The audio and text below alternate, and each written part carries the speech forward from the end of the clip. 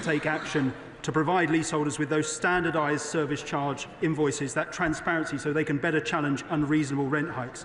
But we also, Mr Speaker, need to, as I said, strengthen the regulation of managing agents, including those like First Port, who clearly, from the feeling of the House, aren't performing the necessary services for their residents. Stewart. Thank you, Mr Speaker. Welcome, though, hundreds of millions of pounds extra for adult social care was in the budget, that actually the costs of NIC's rise and minimum wage will run into the billions, and therefore local authorities will in fact be worse off than they were prior to the budget in terms of tackling social care. Could you confirm yes or no? That's right. Minister. That's exactly the reason why there's £3.7 billion of new money for adult social care in the budget. Lord Hatton. Thank you, Mr Speaker. Eden Portland is an exciting proposal for my community. Much like the Eden project in Cornwall and Morecambe, it would be a hub for education and ecology. If delivered, it would boost investment and create well-paid jobs. I know ministers agree that this could be a real success story, so will they meet with myself and the team at Eden Portland, alongside colleagues at DCMS and the Council, to discuss how we can deliver this exciting project? Minister. Yes. I welcome the exciting Eden Portland proposals, and I enjoyed meeting with the honourable gentleman to hear further from him. It's clear they would be great for the area's economic regeneration, for tourism in the region, and support greater understanding of biodiversity loss. And colleagues in DCMS are working closely with the proposers and my officials in the department, but I'd be very happy to involve myself in whatever way is useful. Thank you very much indeed, Mr Speaker. Langdon Road, Mount Nessing Road in Billericay, Noak Bridge, these are all planning proposals which have previously been rejected because of the green belt aspect of them, but are now being reconsidered under grey belt. Will the Minister urgently meet with me, Billericay Action Group and also some of the local councillors to look at the issues around grey belt where perhaps it's not being used in the way that the government originally intended? Well, local authorities can be clear about how it should be used because we released planning policy guidance last week. We'll give them a better sense of where grey belt is appropriate to be released and where it can be brought forward for development. Dr. Rosanna Khan. Thank you very much, Mr Speaker. Far too many renters get a terrible deal living in cold, mouldy, substandard homes charged at eye-watering rates by landlords. I am proud of this government's Renters' Rights Bill, and while this legislation is welcome, too many are still paying extortionate prices for really shoddy properties. Can the Secretary of State assure me that the government is taking more steps to make renting affordable again? Minister. I can assure my honourable friend of that fact, as well as succeeding where the previous government failed and finally abolishing Section 21 no-fault evictions. The Renters' Rights Bill will empower tenants to challenge unreasonable within-tenancy rent increases. But we also need to boost supply, Mr Speaker, and that's why we've set a hugely ambitious milestone as part of our plan for change of building 1.5 million safe and decent homes in this Parliament. Tim Farron. In the Lake District and in the Dales of Cumbria, average house prices are around 20 times average household incomes. Will he therefore try to tackle this issue by making sure there is a specific, unappealable designation of social housing only developments that national park authorities and local councils can enforce? Minister. Well, we do want to see far greater use of rural exception sites in particular, but I'm more than happy to sit down with the honourable gentleman. I think we are already to discuss short-term lets, but also to discuss this issue. Mr Speaker, I've recently received a number of complaints from my constituents about leasehold managing agents. These include unacceptable long delays for repairs. Order! This is totally unfair when the member's speaking to block the vision of the side to the church. Please. Philbrick. These include unacceptable long delays for repairs and exorbitant costs at Greenmount Court in Smithills, despite spiralling fees, poor transparency and little to no communication for the agent. What steps is the Minister taking to deliver a fairer deal for existing leaseholders and hold poorly performing managing agents to account? Minister. Well, Mr Speaker, we do need to balance speed with care because we're not going to make the mistakes that the previous government did and pass legislation with flaws in it that require us to therefore fix and delay reform for leaseholders. But we are going to, as soon as possible, introduce the provisions of the Leasehold and Freehold Reform Act that allow us, as I said, to bring in transparency around service charges to allow leaseholders to better challenge unreasonable increases. And we do intend to strengthen the regulation of managing agents. Jagan Mahendra. Thank you, Mr Speaker. Thank you. On the 9th of 8th of February, the court, a Grade 2 listed landmark in Chorleywood in my constituency, burnt down in mysterious circumstances. I did meet with the 3 local councillors on Friday, Councillor Cooper, Hearn and Reid, to discuss this.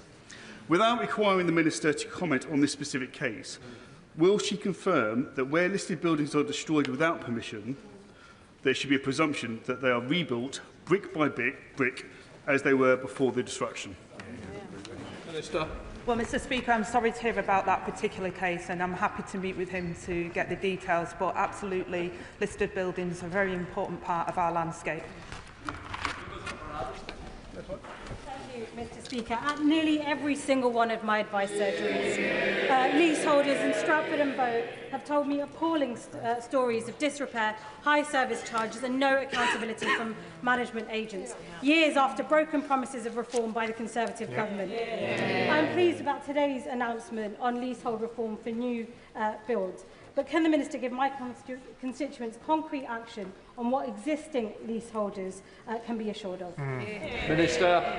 Mr Speaker, the publication of the Commonhold White Paper today does mark the beginning of the end of the feudal leasehold system. We are going to succeed where the previous government failed and bring that system to an end, but we are absolutely determined to provide immediate relief for leaseholders suffering from unreasonable and unfair charges at present.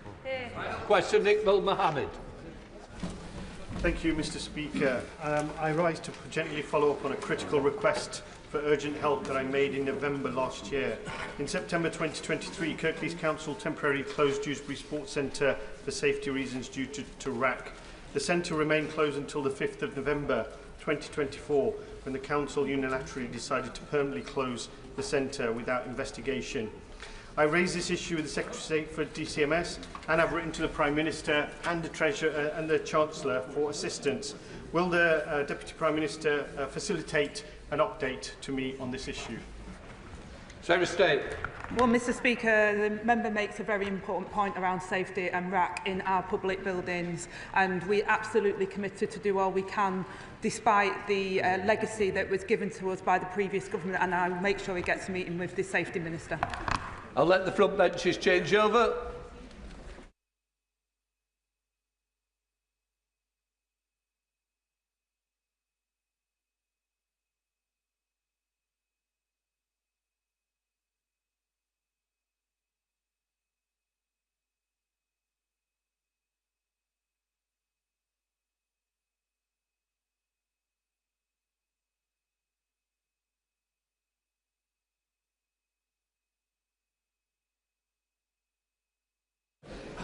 We now come to the statement on Ukraine. I call the Prime Minister. Thank you, Mr Speaker. Less than a week since I called on this House to show the courage of our predecessors, we see clearly before us the test of our times, a crossroads in our history. So with permission, Mr Speaker, I'll update the House on my efforts to secure a strong, just and lasting peace following Russia's vile invasion of Ukraine. Mr Speaker, it begins in this House, where on Tuesday I announced the biggest sustained increase in defence spending since the Cold War.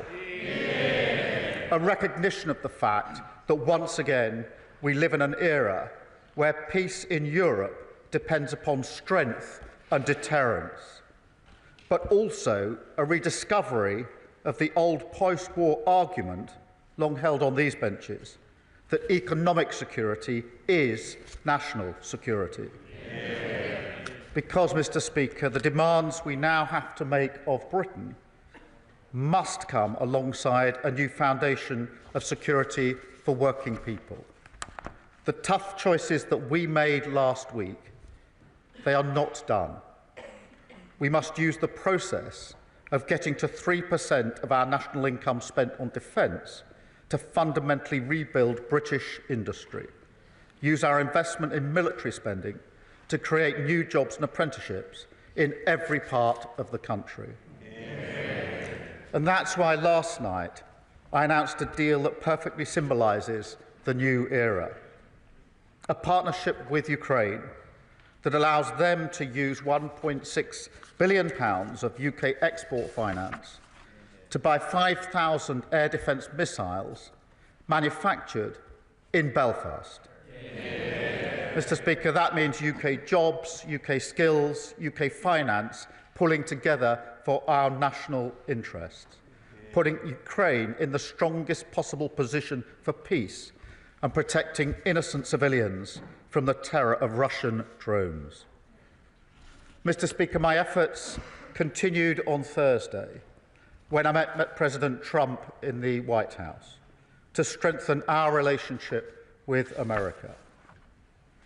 Now, what happened in his subsequent meeting with President Zelensky is something nobody in this House wants to see. But I do want to be crystal clear. We must strengthen our relationship with America. For our security, for our technology, for our trade and investment. They are and always will be indispensable. And we will never choose between either side of the Atlantic. In fact, Mr. Speaker, if anything, the past week has shown that that idea is totally unserious. Because while some people may enjoy the simplicity of taking a side, this week has shown with total clarity that the US is vital in securing the peace we all want to see in Ukraine.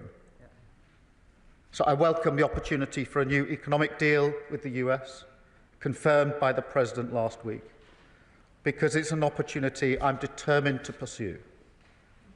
I welcome the positive discussions we had on European security, including his clear support for Article 5 of NATO. I welcome the understanding from our dialogue that our two nations will work together on security arrangements for a lasting peace in Ukraine. I also welcome the President's continued commitment to that peace, which nobody in this House should doubt for a second is sincere. Mr. Speaker, I now turn to the events of this weekend and the moving scenes that greeted President Zelensky as he arrived in London on Saturday. Mr. Speaker, I saw for myself he was taken aback when the crowd in Whitehall cheered at the top of their voices, and they were speaking for the whole of our country. A reminder that this government, this House and this nation stand in unwavering support behind him and the people of Ukraine. Mr. Speaker, we resolved together to move forward the strong cause of just and lasting peace in Ukraine. And then on Sunday, I hosted European leaders from across our continent, equally committed to this cause, including President Macron, Prime Minister Maloney, the leaders of NATO, the European Commission and Council, and the Prime Minister of Canada, a vital ally of this country, the Commonwealth and Ukraine, responsible for training over 40,000 Ukrainian troops. I also had the privilege beforehand of speaking online to the leaders of Estonia, Lithuania and Latvia, each of whom, as close as they are to the front line with Russia, stressed the urgency of the moment. And, Mr. Speaker, it was a productive summit. Together we agreed a clear strategy that the United Kingdom, France and our allies will work closely with Ukraine on a plan to stop the fighting, which we will then discuss directly with the United States. It's a plan that has 4 clear principles, which I'll now share in full with the House. First, that we must keep the military aid to Ukraine flowing, keep increasing the economic pressure on Russia, and to that end, alongside our partnership on air defence, we're doubling down on military aid. Already this year, we've taken our support to record levels. But on Saturday, we also agreed a new £2.2 billion loan for Ukraine, backed not by the British taxpayer, but by the profits from frozen Russian assets. Second, Mr. Speaker, we agreed that any lasting peace must guarantee the sovereignty and security of Ukraine, and that Ukraine must be at the table when negotiating their future. That is absolutely vital. Third, we agreed that in the event of a peace deal, we will continue to boost Ukraine's defences and Ukraine's deterrence. And finally, fourth, we agreed to develop a coalition of the willing, ready to defend a deal in Ukraine and guarantee the peace. Mr. Speaker, after all, the Ukrainian position is completely understandable. For them, the war did not begin 3 years ago. That was merely the latest and most brutal escalation. They have signed agreements with Putin before. They've experienced the nature of his diplomacy and the calibre of his word. We cannot accept a weak deal like Minsk again. No, we must proceed with strength, and that does now require urgently a coalition of the willing. Mr. Speaker, we agreed on Sunday that those willing to play a role in this will intensify planning now, and as this House would expect, Britain will play a leading role with, if necessary, and together with others, boots on the ground and planes in the air. Mr. Speaker, it is right that Europe do the heavy lifting to support peace on our continent. But to succeed, this effort must also have strong US backing.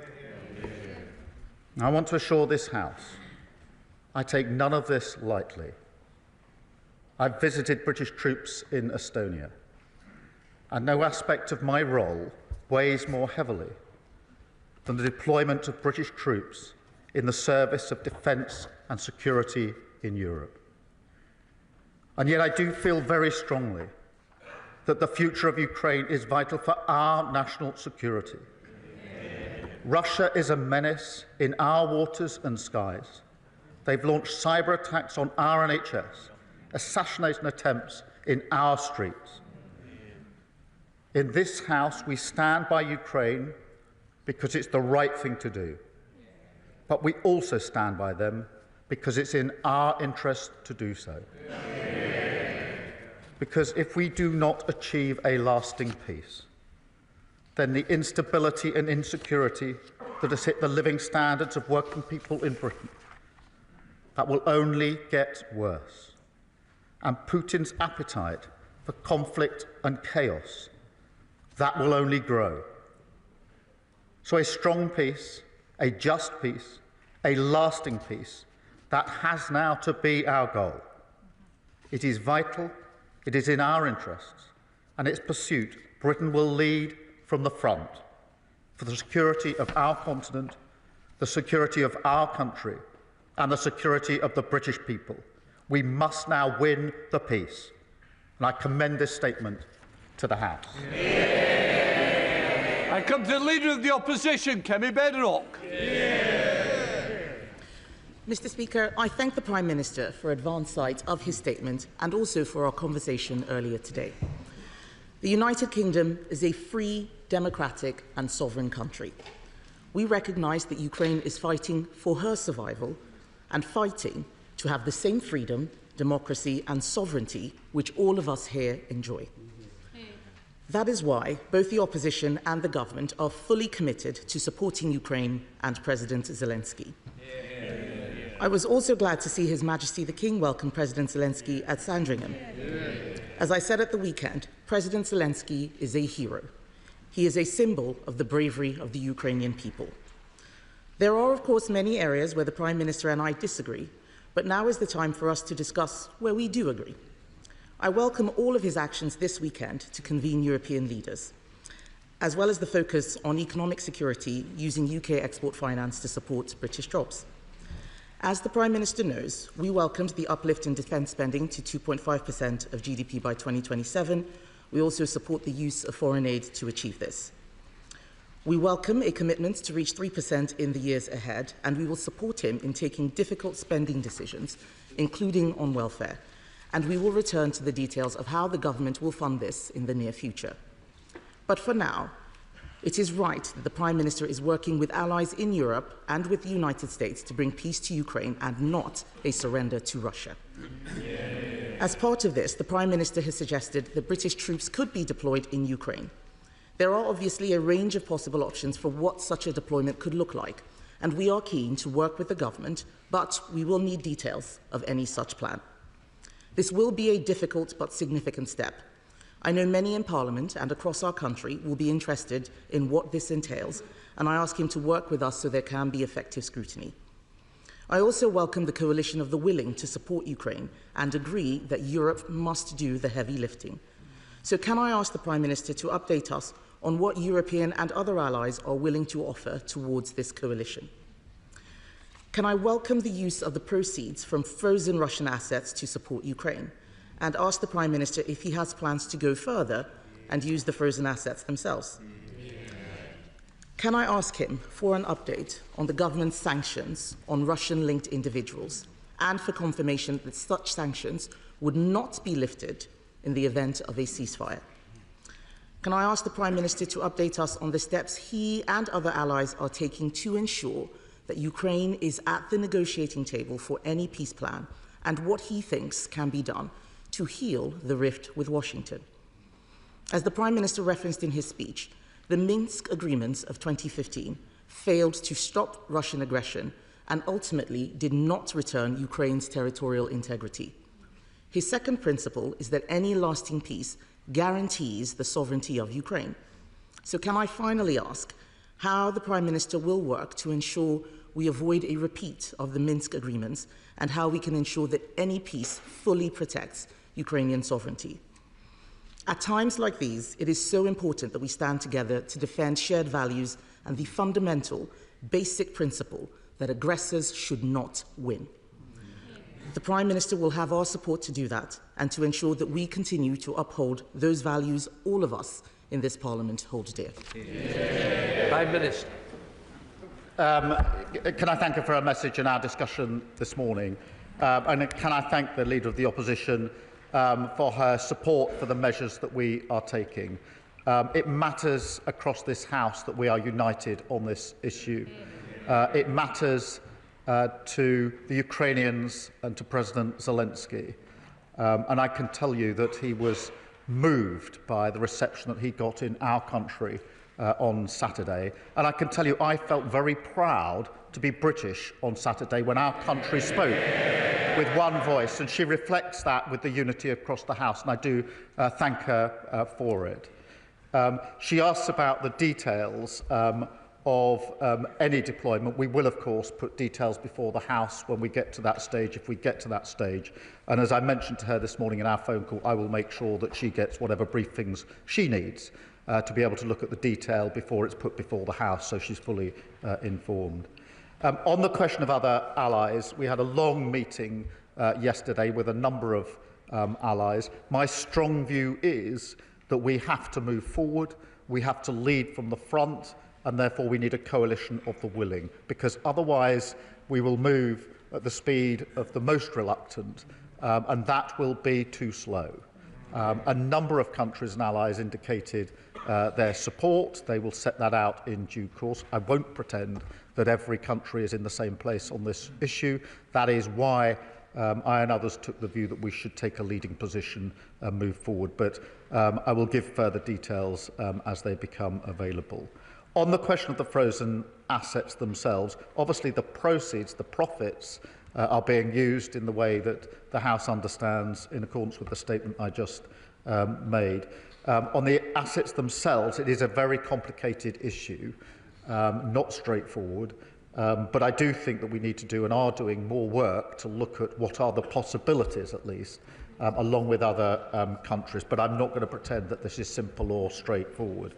On the sanctions, we introduced the heaviest sanctions last week that we've put in place, and she is quite right, they must not be lifted just because there's a cessation in the fighting. They must be kept in place as a vital part of our armoury, something which didn't happen with Minsk, and she's quite right to say that we have to avoid the mistakes of the past, which is why a security guarantee is so important, a guarantee that we should lead, but needs US backing if it's to act as a proper guarantee. And of course she's right to say Ukraine must be at the table in any discussions about the future of Ukraine, and I think that's a common position across the House. Thank you.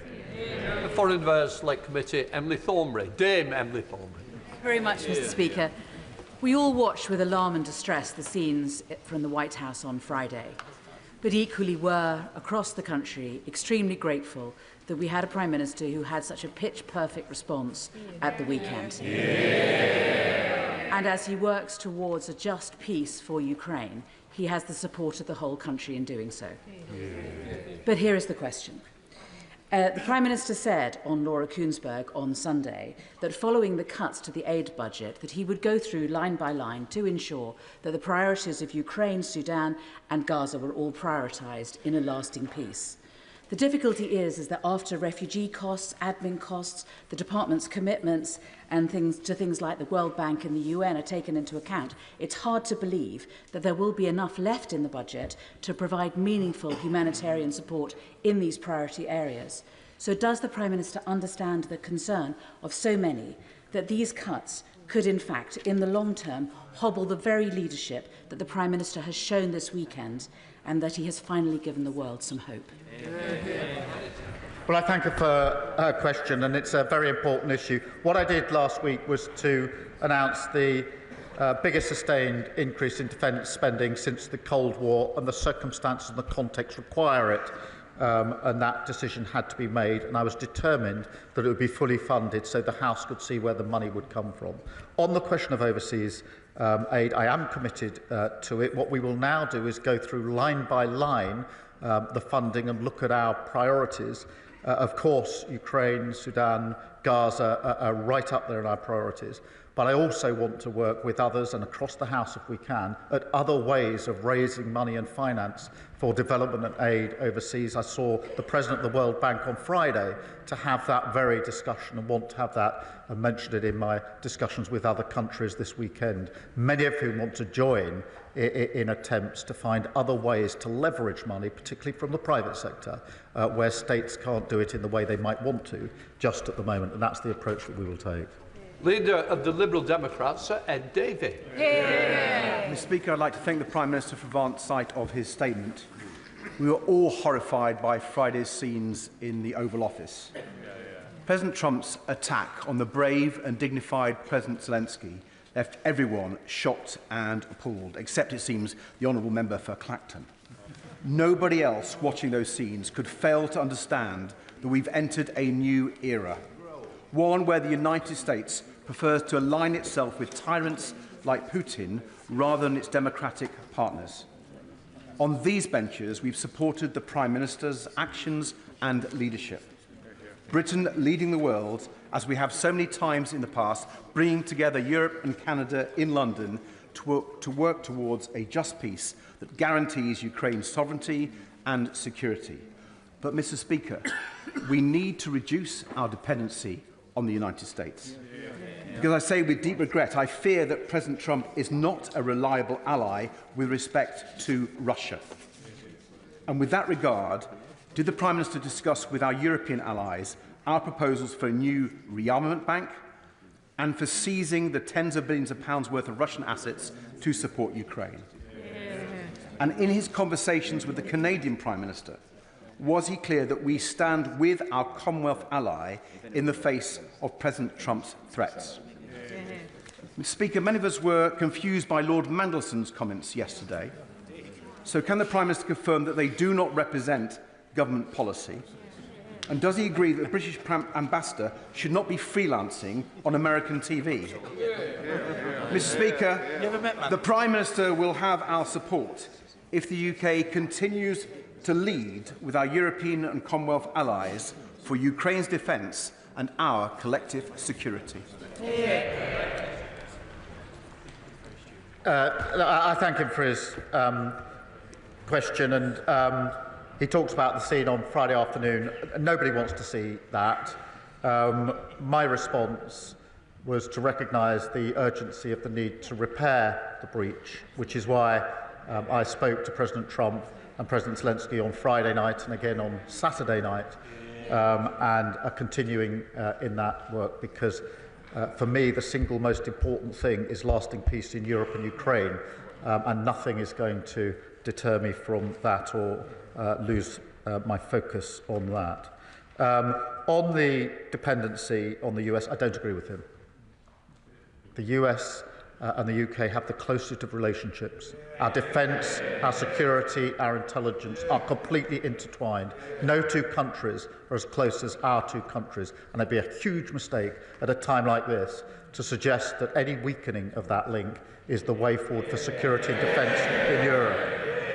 On the question of a rearmament bank, yes, I do think we should continue discussions with others as to what the possibilities could be, and that formed some of the discussion yesterday with our allies. Again, on assets, he knows the situation is complicated, but there are ongoing discussions. I spoke at length with the Canadian Prime Minister yesterday because we had a bilateral meeting as well as the meeting with other colleagues in which I was able to assure him of our strong support for Canada, a close ally of ours, a strong supporter of Ukraine, and Canada have led the way on the training that's been so vital to Ukraine. So they were very welcome at the table yesterday.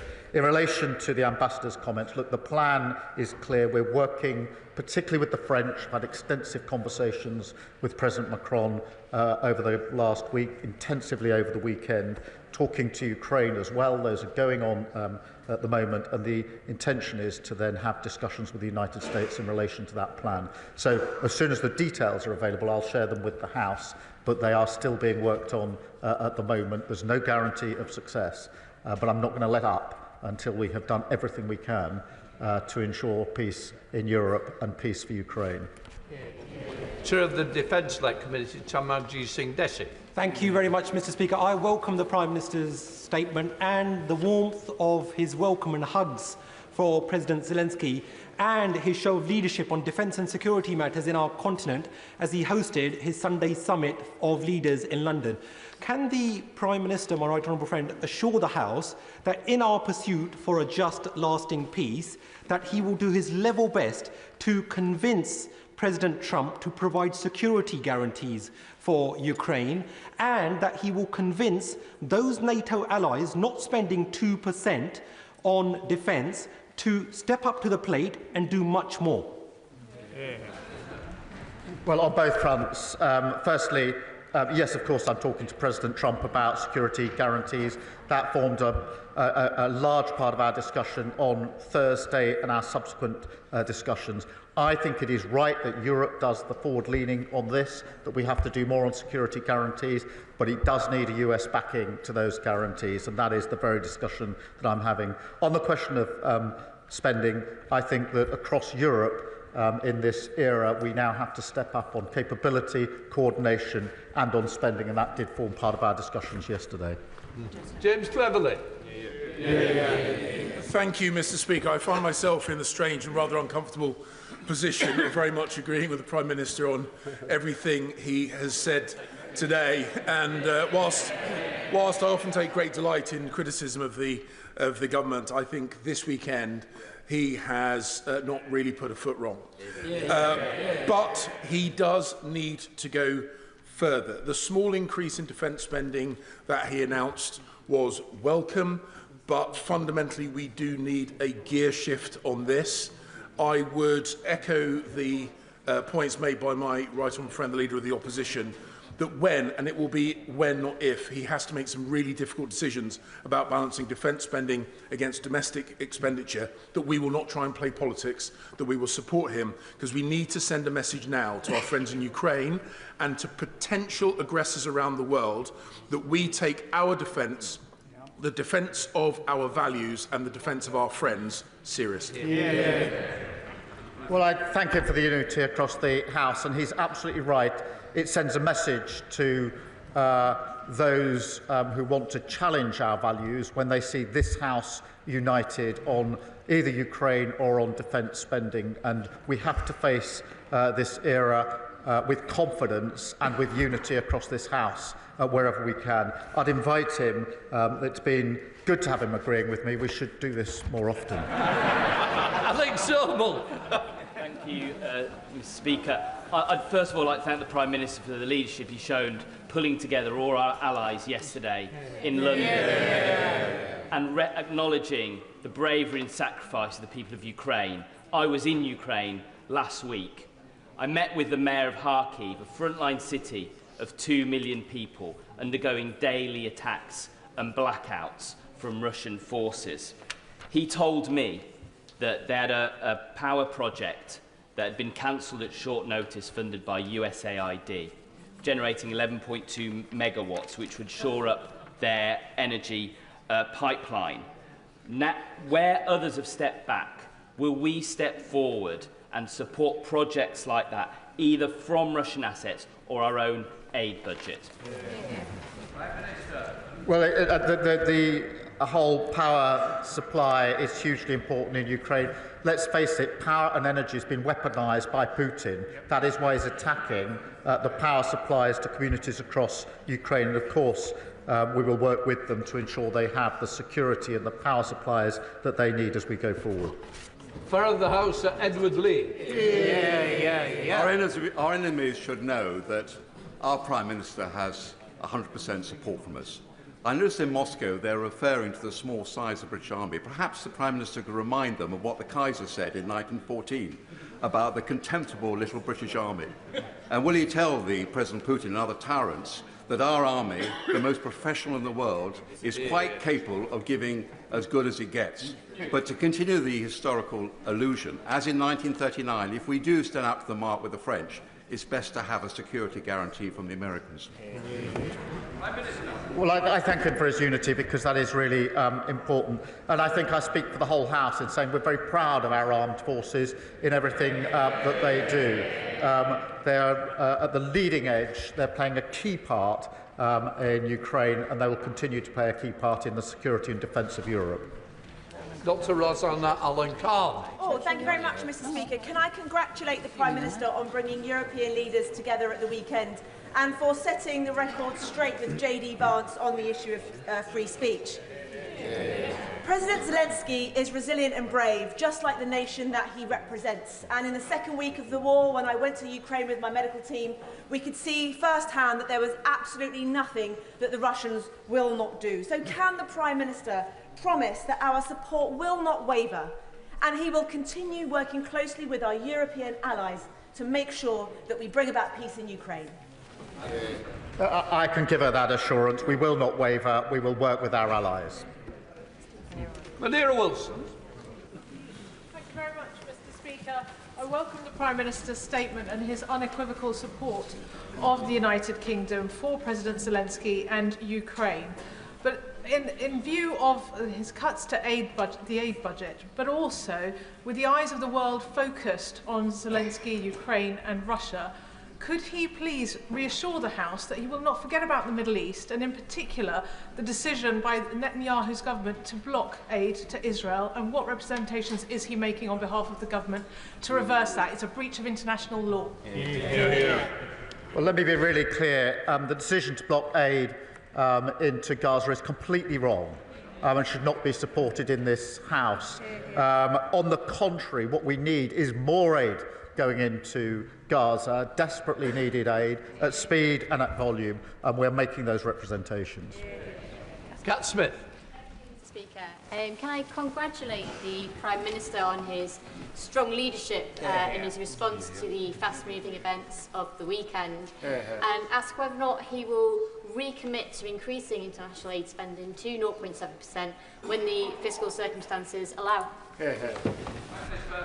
Yes, I do want to restore aid and development funding as soon as fiscal events allow. It's a principle I believe in. I'm proud of what we've done. In the meantime, I want to explore with others what other levers we can have to increase aid and development without necessarily increasing the spend within the government budget. Stephen Flynn. Speaker, there are many issues on which the Prime Minister and I will passionately disagree, but when it comes to the security of Ukraine and support for President Zelensky, we are of course united. And I too would wish to commend the Prime Minister on his announcement yesterday, and indeed his leadership in the summit with our European allies and indeed our Canadian allies too. Unfortunately, this afternoon it's been reported that President Trump is set to meet with American aides to discuss withdrawing military aid to Ukraine. Are these reports something that the Prime Minister recognises, and if so, what impact will that have upon the timetable he and President Macron are currently working to? I haven't seen reports of the US withdrawing support for Ukraine, and as I understand, that is not their position. I thank him for his support on this issue, although I was somewhat concerned that the SNP is continuing its suggestion that now is the time to abandon the nuclear deterrent. If ever there was a time to reaffirm support for the nuclear deterrent, it is now. We mustn't reduce our security and defence. I think it is a completely wrong-headed decision they should reconsider. Derek Chwing. Thank you, Mr. Speaker. Again, the actions of the Prime Minister this week demonstrated why UK leadership in defence and security on Ukraine is crucial. I also agree with the Prime Minister that it's important to strengthen our relationship with the US. But can I ask him, in the coming months, will he consider whether we should be bringing forward the proposal to hit 3% spend before the next election? We need to do what it takes. I set out our position last week, which is 2.5 by 2027 and 3% in the next Parliament as fiscal as fiscal circumstances allow. Andrew Mitchell. Mr. Speaker, the Prime Minister should surely be commended both for the meetings he held in the White House last week and for the effective leadership which he has shown over the weekend. Will he bear in mind, as he seeks to forge this coalition of the willing with urgency and vigour, that the GDP of Russia is some $2 trillion. The GDP of the 6 European members of NATO, most committed, is more than 7 times that, at $15 trillion. And that should surely add to the effectiveness of the deterrent and the work that he's now doing with European allies. I thank him for raising this point. And we mustn't lose sight of the fact that the Russian economy is being damaged by the measures that we are collectively taking, particularly on sanctions. And we should have self-confidence in the ability of Europe to pull together, whether that's on military issues, whether it's on finance issues, for the collective security and defence of Europe. And that is why I think it's time, we've said it many times, that Europe needs to step up. Now is the time to step up. Now is the time to lead. And that's why I was pleased that we moved things on a little bit in the last few days in that regard. Emma Lorber. Thank you very much, Mr. Speaker. And I thank the Prime Minister for his statement today and his continued strong leadership. In contributing troops, drones and other munitions, Russia's allies remain active participants in Russia's illegal war in Ukraine. Can the Prime Minister please assure the House that alongside our allies, Russia's strategic partners are being closely monitored during ongoing peace efforts? She's absolutely right, and we continue to do that. We need to bear down on Russia and all of those that support Russia in this illegal war. Helen Maguire. Thank you, Mr. Speaker. We welcome the increase in defence spending, but when I served there was over 100,000 troops and today there's just over 74,000.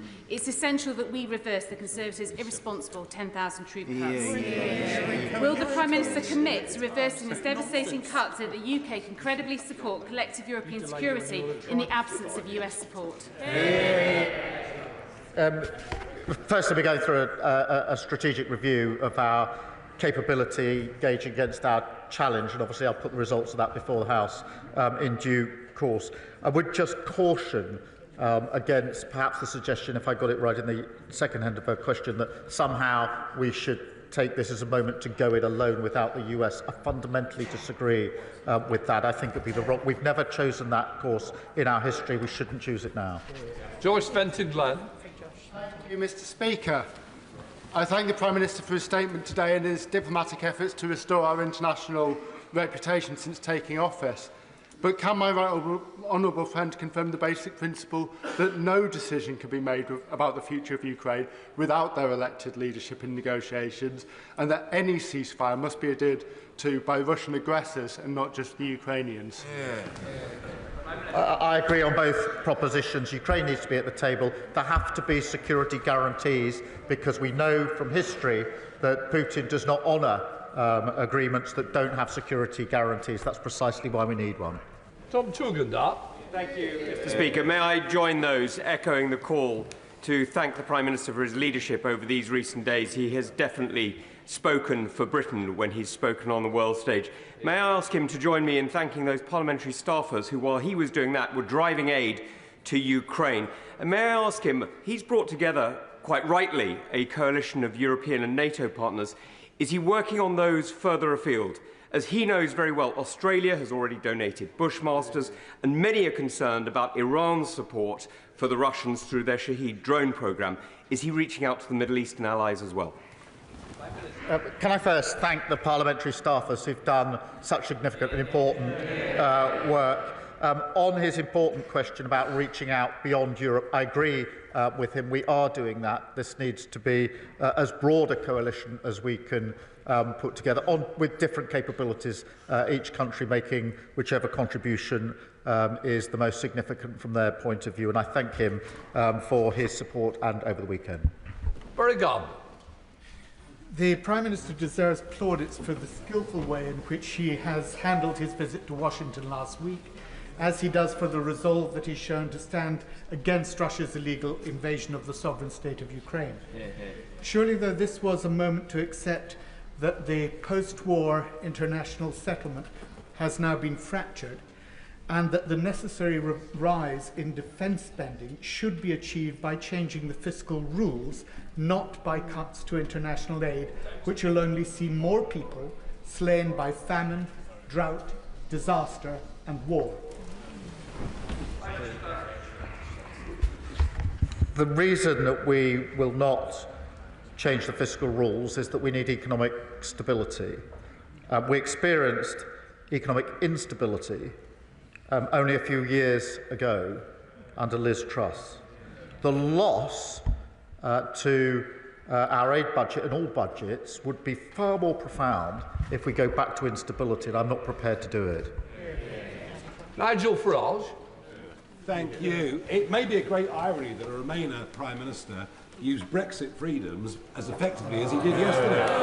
Indeed, as Number 10 briefed, we are now in a unique position compared to the rest of Europe, and yesterday was a triumph. I also applaud him making such positive words about President Trump and our relationship with America, even if nobody behind him agrees. But here's the key. President Zelensky has now accepted that he's going to sign the minerals agreement with America. And America's going to put in $100 billion or whatever it is, and thousands of Americans will be in Ukraine. Is that of itself enough of a security guarantee? No. Or does it mean that we need to send British troops? And if we do, given the size of our army, how many? The mineral deal is not enough on its own. But can I just remind him, Russia is the aggressor. Zelensky is a war leader whose country has been invaded. And we should all be supporting him and not fawning over Putin. Joanna Baxter. Thank you, Mr. Speaker. I welcome the Prime Minister's statement and can I congratulate him on the excellent leadership he's shown on the international stage. Does my right honourable friend agree with me that for any lasting peace to be achieved in Ukraine, Russia must return the 19,546 children that they have stolen from Ukraine? Well, I thank her for raising this issue because this is absolutely crucial. It's a moral outrage that these children have been taken, and of course we must ensure their safe return, and that has to be part of any discussion, but she's quite right to raise it. We should do so more often. Sir Roger Gale. Mr. Speaker, the Leader of the Opposition has quite rightly and properly shown her support for the Prime Minister's position, and I hope that he'll take comfort from the fact that he has the support of at least these backbenches as well. Mr. Speaker, those of us who have had, in my case, through the Council of Europe, dealings with the Russians, know only too well that this administration, Putin's administration, cannot be trusted.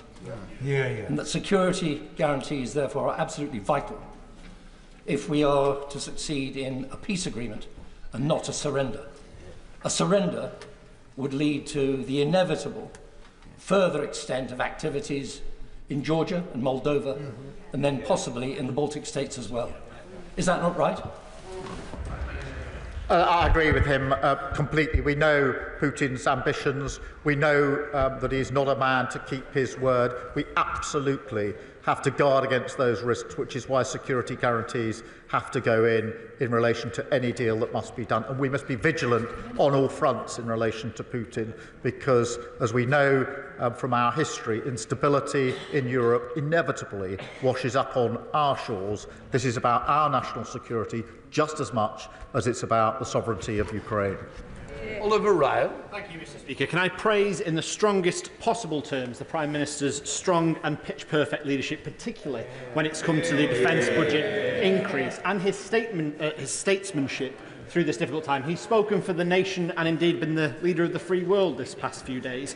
While this negotiation is ongoing and Ukraine is still being bombarded, will he make sure that our partnership with Ukraine goes deeper, that they still get the drones, the planes, the arms that they need to make sure they can stay at the table while he's making his deal? He makes a very good point, which is peace through strength. It is vitally important that Ukraine's put in the strongest possible position to fight on if necessary. There may not be a deal, or to be in the strongest position to negotiate if there are negotiations. On both fronts, we mustn't let up. On the contrary, we should double down and provide more support. Sammy Wilson.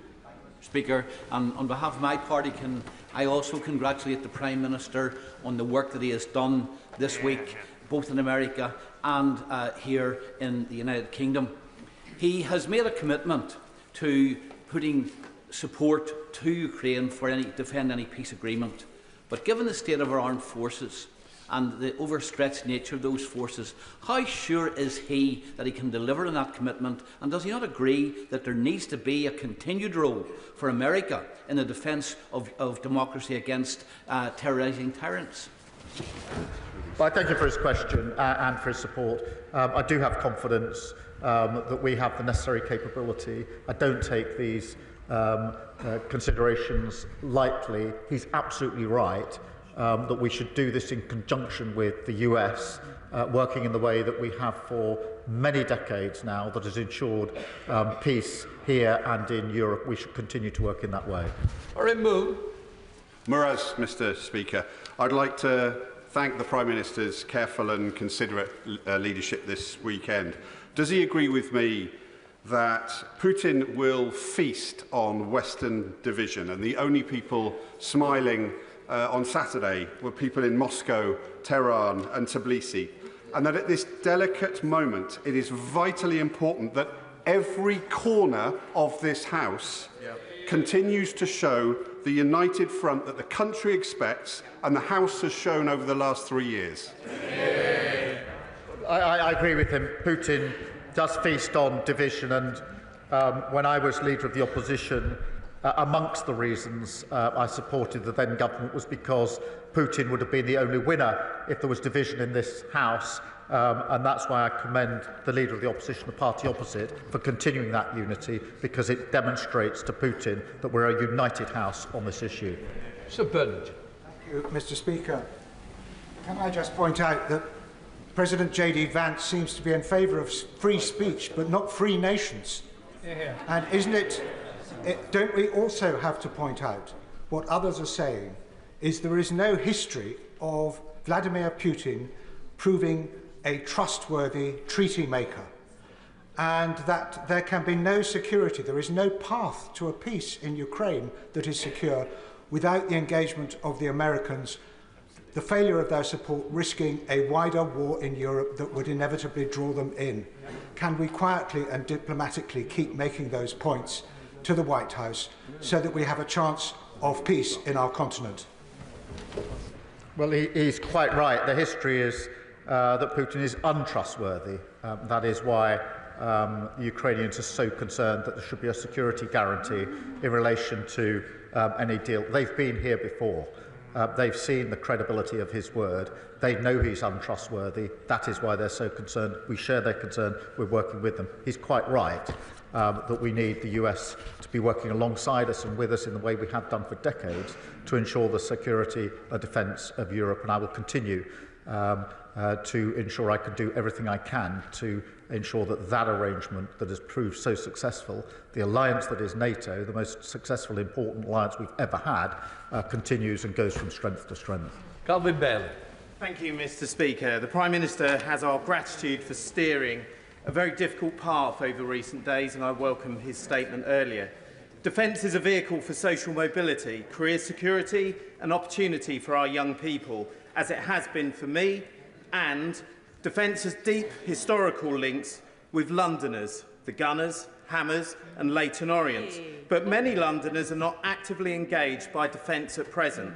Would the Prime Minister agree with me that we must engage every part of our country, not only with the serious challenge we face, but with the opportunities too? I do think this needs to be a whole-nation approach, including young people. This morning, we had a number of small businesses in the defence sector with apprentices, with young people, who explained to me why they wanted to work in the defence sector, and that was not only the secure, well-paid, skilled job that they would get, but also the pride that they would feel in working in defence and security of their country. Leila Mral. Following that question before me, actually the opportunities are not just for defence, they're also for the NHS. I went in January, in the week of Trump's inauguration, cross-party to visit Ukraine so that we could offer our support. And while there, I had the privilege of meeting veterans, many of whom had lost limbs, had world-leading prosthetics. And the fact is the Ukrainians are now world-leading in these matters. So the 100-year partnership exists. What are we doing in the UK so that we can supercharge not just defence but also rehabilitation, which helps us, not just them? Can I thank her for raising this? When I went to Kiev just the other week, there were many moving aspects, but one was the NHS, or some of our NHS workers, in a burns unit hospital in Kiev, where I met some that had returned from the front line with the most appalling burns. Very difficult to see and watch and look at, and including civilians who'd got caught up in blasts. And I, for one, was very proud that we had NHS workers there with the workers, the health workers in Ukraine, working together to do the very best they could for those in that burns unit. And that's a small example of what she speaks of. Richard Bergen. Thank you, Mr. Speaker, and I very much welcome the growing push from numerous countries for a peace deal between Russia and Ukraine, and that must be a just peace. Too many lives have already been lost following Putin's illegal and brutal invasion. But I am alarmed by the issue of deploying British troops on the ground in Ukraine and British military planes in the skies over Ukraine, because there's no getting away from the fact that would risk our country coming to a direct military conflict with a nuclear-armed Russia, and the consequences for millions of people in our country and across Europe of such war and nuclear conflict really don't bear thinking about. So given the enormity of such a decision, will the Prime Minister commit to ensuring a vote in the House of Commons before any such deployment, in keeping with the important principles of our parliamentary democracy? The risk to our country is if we do not fight for the peace. My position on sustained deployment of our troops is that this House would, of course, want to discuss that and vote on that, but we're nowhere near that stage at the moment. Sir Julian Lewis. Thank you, Mr. Speaker. The Prime Minister's very capable Defence Ministerial team will have told him that even were he to be able to accelerate investment and expenditure on defence more rapidly than has already been outlined, there would be a considerable time lag given the complexity of modern equipment, before industrial output could be ramped up. So when he talks about, as he did, intensifying planning, will he include the creation of a defence industrial expansion unit in the machinery that is setting up now, so that as resources become available, the output of military equipment can be at the fastest possible rate? I thank him for his question. We already have a unit working on rapid deployment and procurement in relation to Ukraine, and of course that and other aspects need to be ramped up. Rosie White. Speaker, the Prime Minister has shown an unwavering commitment to Ukraine this weekend, and I stand with him in that. Will the Prime Minister reiterate this government's support for Ukraine's sovereignty and our commitment to work with our allies both in the US and Europe so that we are in the best position possible to work towards a lasting peace? Well, I thank you for a question, and I agree with the sentiment. We will work with our allies and with the US towards the security and defence of Europe. Dame Harriet Bowen. Thank you, Mr. Speaker, and can I thank the Prime Minister for his statement, but also for the hard yards that he is putting in at the moment for our national security. May I suggest another angle that the House would appreciate an update on, and that is last year the Treasury Committee did an inquiry into Russian sanctions. We received evidence that Russian hydrocarbons are still ending up in the UK. So could he explore the idea of improving our national security by making sure that the oil and gas that we consume in this country comes predominantly from this country? She's right, and our energy independence is hugely important, and I think the last 3 years have shown that we're far too exposed. And on the question of the sanctions and hydrocarbons, obviously we'll look closely at it. Louise Jones. The beautiful weather at the weekend brought with it the promise of spring and hope, and I hope the PM got at least 2 minutes outside to enjoy it. But I'm afraid the same weather in Ukraine would be greeted with dread by the soldiers on the front line, who know that the improving weather will bring an intensification of war. Will the Prime Minister commit to ensure that the SDR takes into account his commitments, so that we can ensure that there is an excellent security guarantee that ensures that Ukraine can once again greet the spring with hope? Well, she's right about the impact of the weather on the conflict in Ukraine. I have to say I'm always struck by the resilience of the Ukrainians, both on the front line but within their civilian population. After 3 years of long conflict, their resilience is humbling. Adrian Ramsey. Thank you, Madam Deputy Speaker. On behalf of the Green Party, can I welcome the Prime Minister's strong support for Ukraine, his work for peace, and his commitment that there should be no decisions about Ukraine without Ukraine. But given the scenes that we saw in the Oval Office on Friday, which people across the country will be aghast at, given the bullying tactics of President Trump and the fact that Trump clearly views this as a business opportunity, how will the Prime Minister ensure that the interests of Ukraine remain front and centre of the peace deals? By picking up the phone to President Trump and President Zelensky and making sure that we can focus on what matters most, which is lasting peace in Ukraine. Nashaba Khan. Thank you, Madam Deputy Speaker. The Prime Minister rightly reaffirms our commitment to our national security.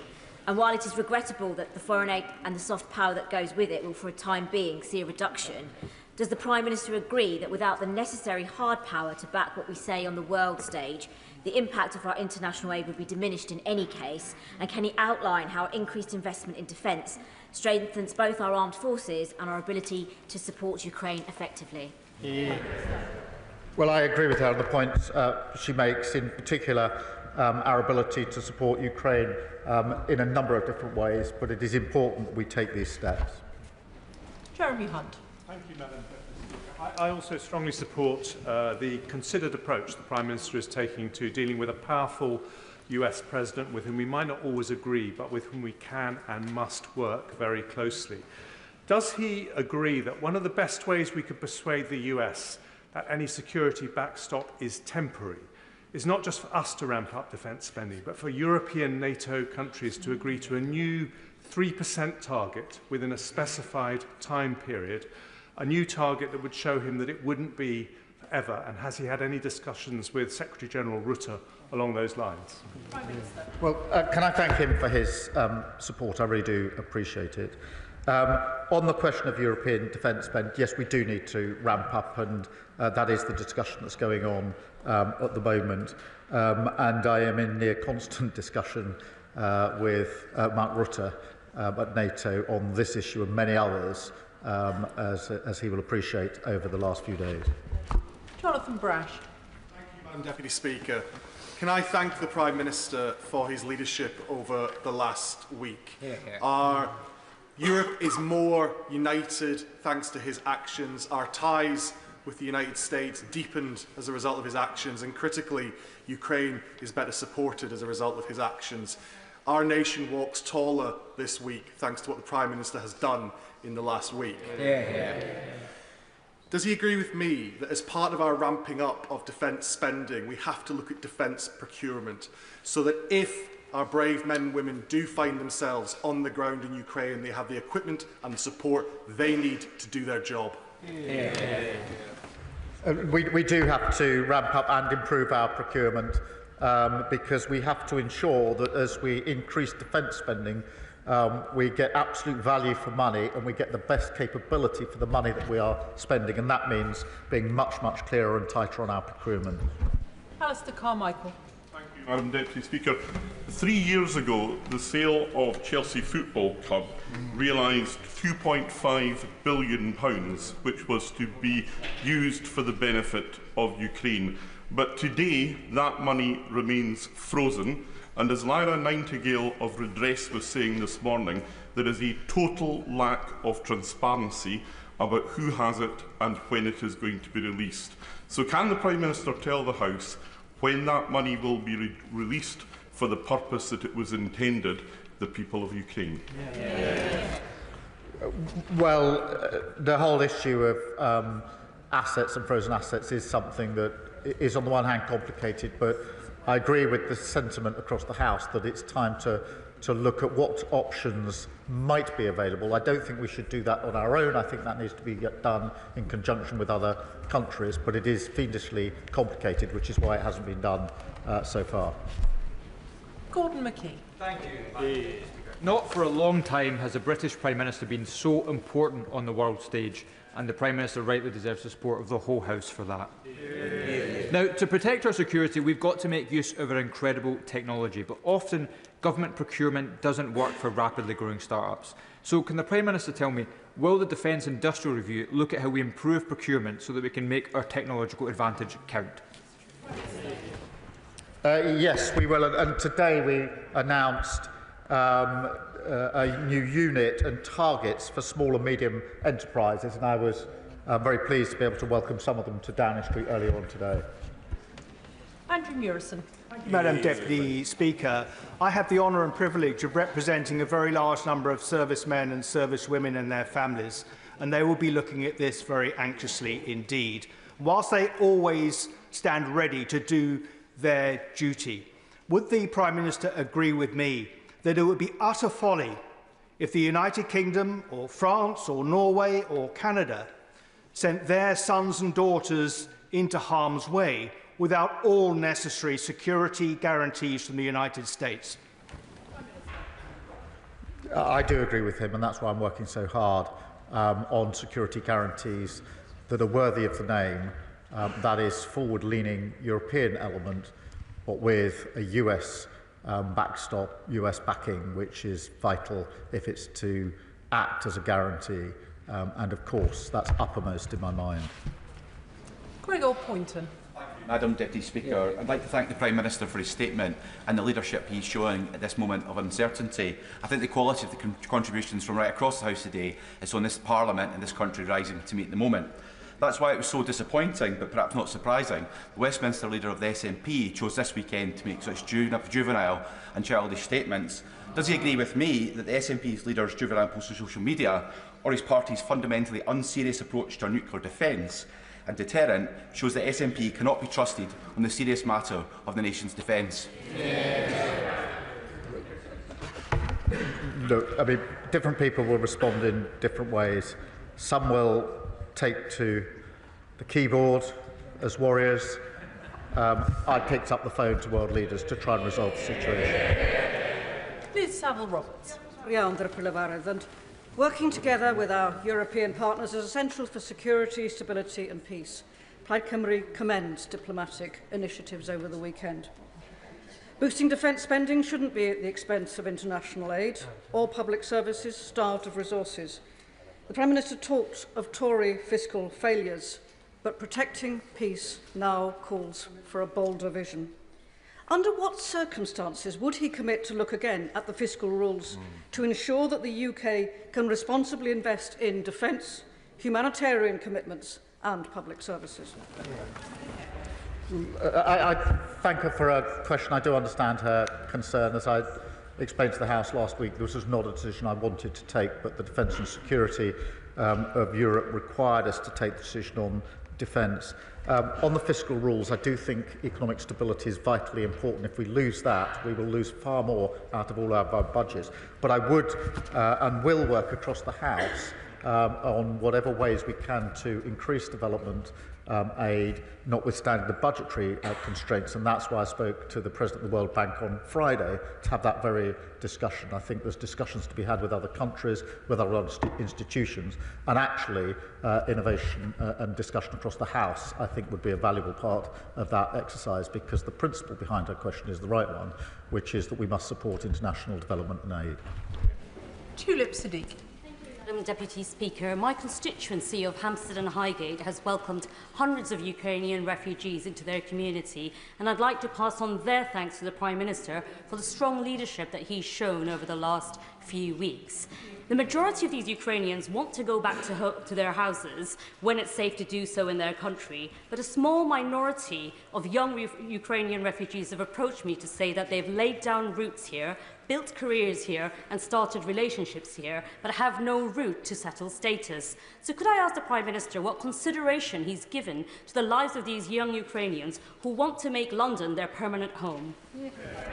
Well, firstly, can I, as my neighbour MP, I remember together we saw some of the first Ukrainian refugees to arrive into, I think, her constituency at the very early days. And obviously we need to take this step by step, dealing with the conflict that it is. Many will want to return, some may not, but we're not, unfortunately, at the happy place where those that want to return can return, and that's got to be the first priority.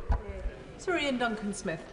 Deputy Speaker, can I obviously, like my right honourable friend and many others, congratulate the Prime Minister on his decision-making over the last few days and keeping his calm when others were losing theirs.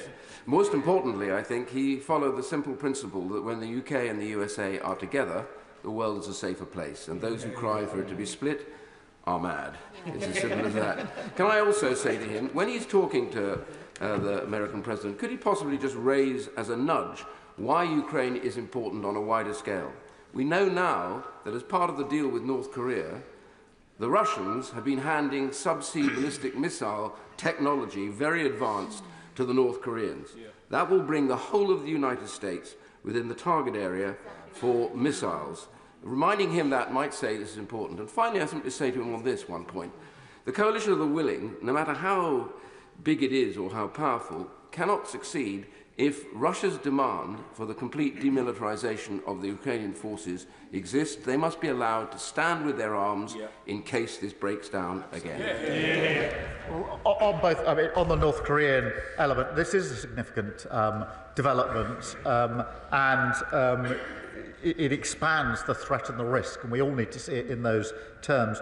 On the question of Ukraine's sovereignty and security of Ukraine has to be at the heart of that, and part of sovereignty is deciding for yourself what your defence capability is, and we mustn't lose sight of that, because security guarantee is not just what the Europeans or the US do, it also Ukraine's ability to defend herself as a sovereign country. She should be able to do so. Bill Esterson. Madam Deputy Speaker, the Prime Minister was right to say in his statement that economic security is national security. The same is true of energy security as we see in the way the Clean Power Plan is set up. So can I encourage my right honourable friend to use the success we have in this country in developing alternative energy technology to support Ukraine in giving it energy and national security while we do the same here?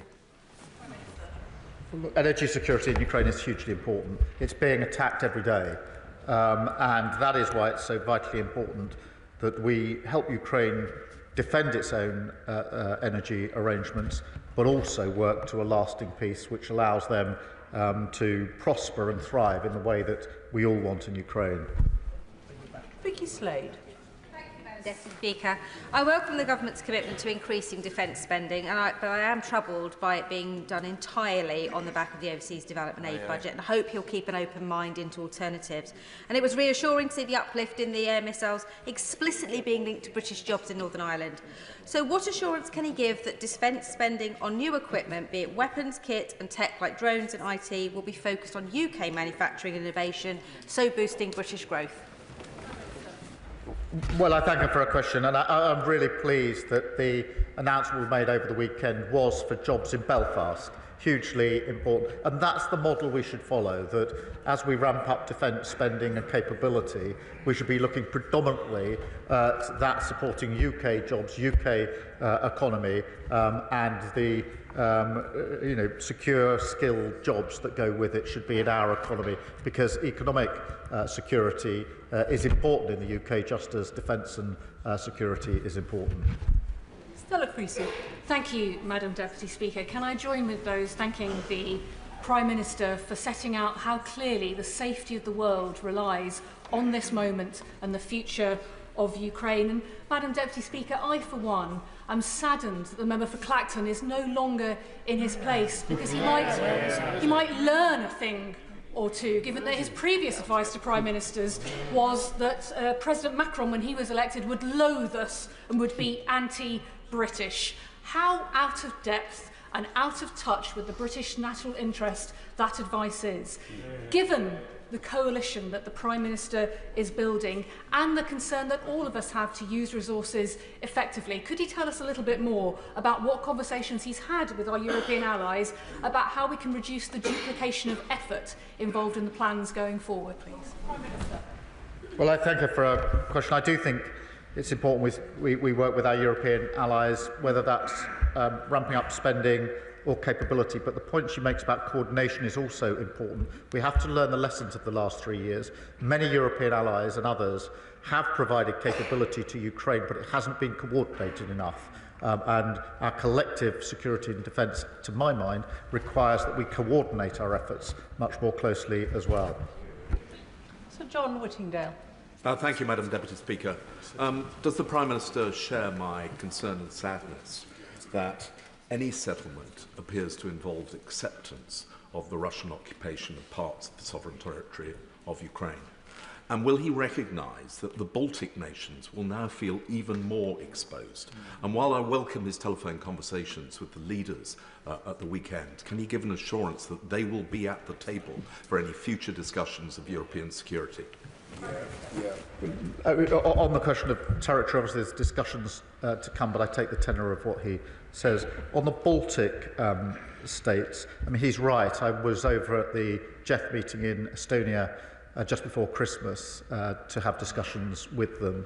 I've been to the front line in Estonia twice now, where we've got British troops. They feel very immediately the threat for very obvious reasons.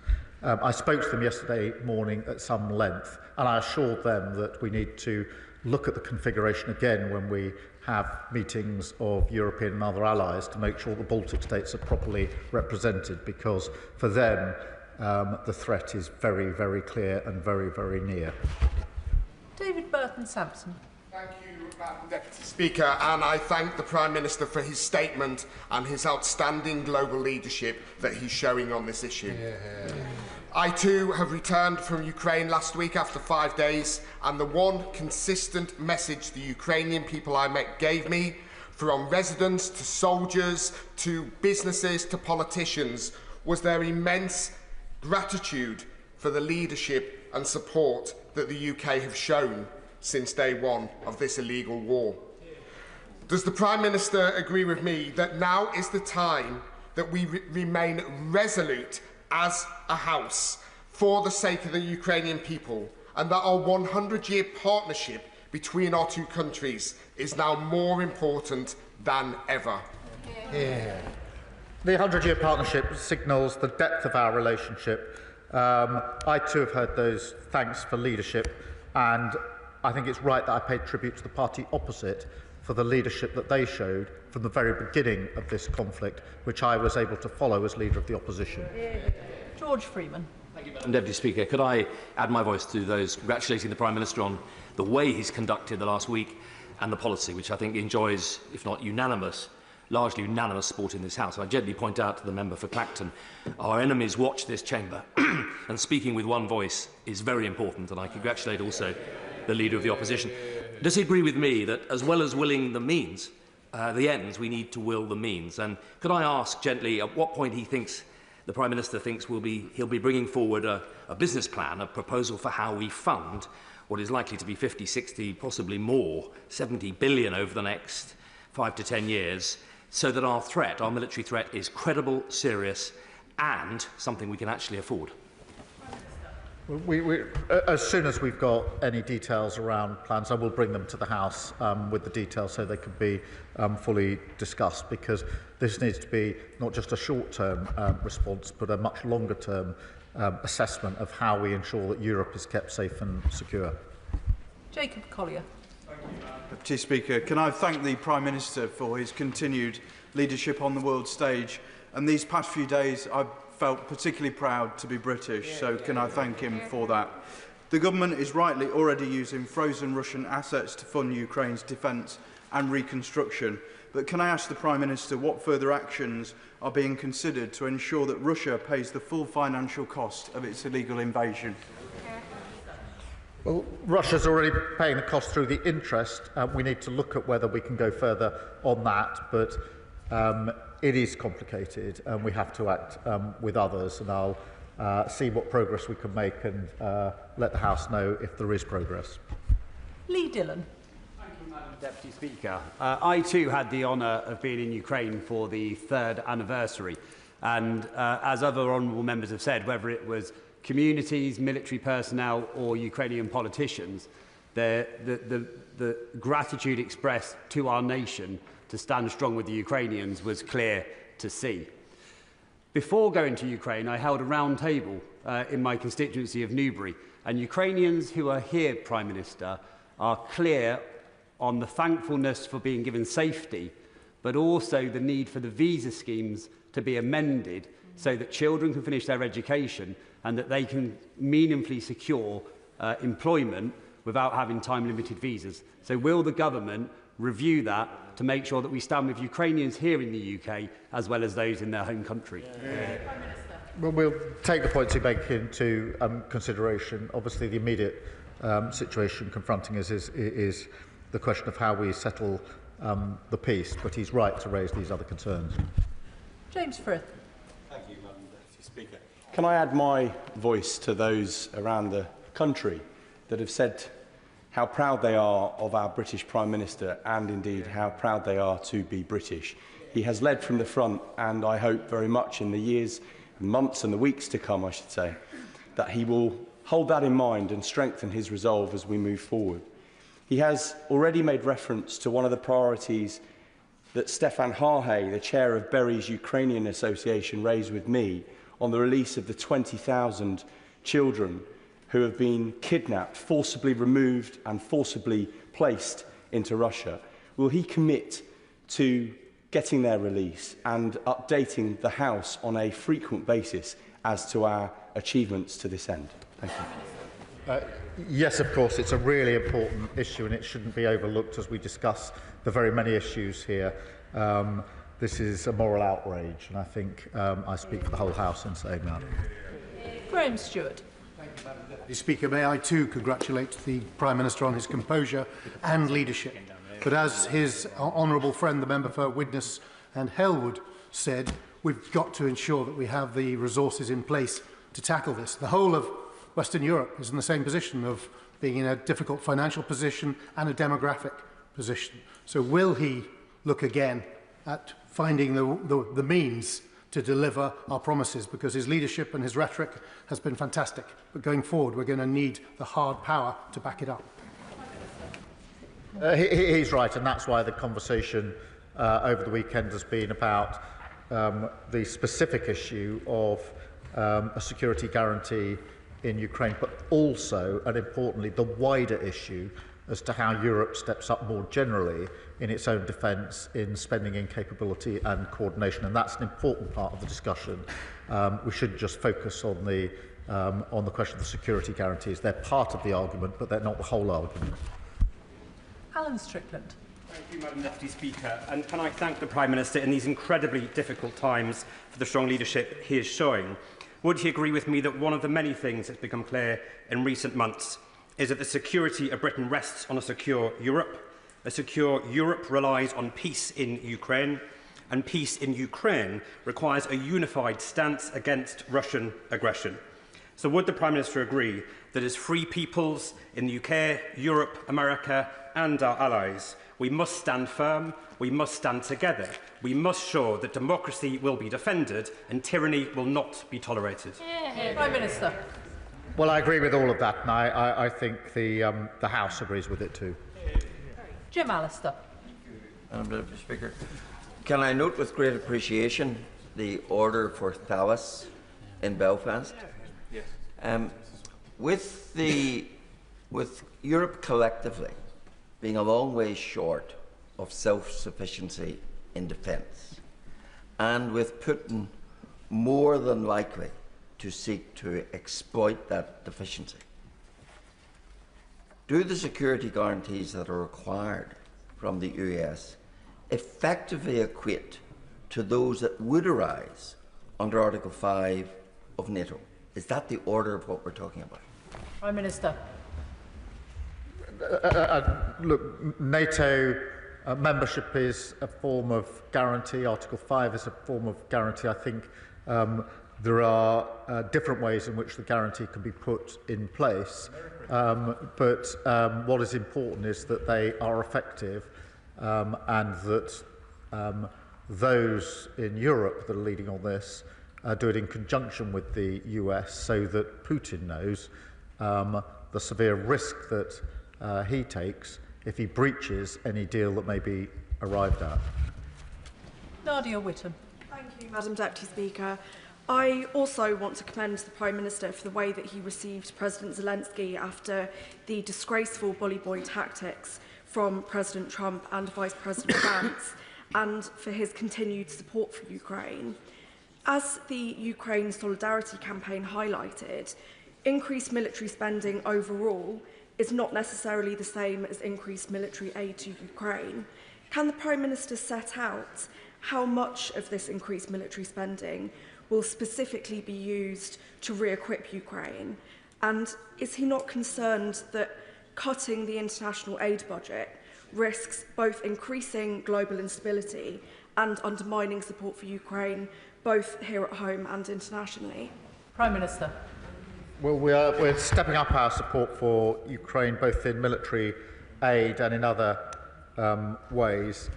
In relation to the decision that I had to take last week, the security and safety and defence of Europe has to come first, but I'm absolutely committed to doing what we can to increasing the aid and development that we're able to provide, which is why I'll look at the priorities and work with others on other ways to leverage the support that we might be able to put in place. Sir Alex Shelbrooke. Thank you, Madam Deputy Speaker. May I also congratulate the Prime Minister on the leadership he's shown this weekend. It is in the best traditions of British Prime Ministers dealing with the United States, dealing with Europe, notably also when we were in the EU we were able to do that. But can I press the Prime Minister on coming up the Hague summit for NATO leaders in June, where when the Honourable Member for Widnes and Halewood and I were at the North Atlantic Council in the February recess, it was made clear that they would bring forward the plans that would be needed to defend Europe. And so can I ask that he uses his leadership, that if we suddenly have to spend more money, he's in a position where he'll keep an open mind on that so he can persuade all the other leaders that they also have to do that. Prime Minister. Well, I thank him for that, and one of the principles I've held in mind over recent days in particular is making sure that what we do is coordinated with NATO, as it must be. We are deployed in different countries, as he knows, already, and that's why I'm in such close contact with the Secretary-General, Mark Rutte, on a near constant basis. Graham Downey.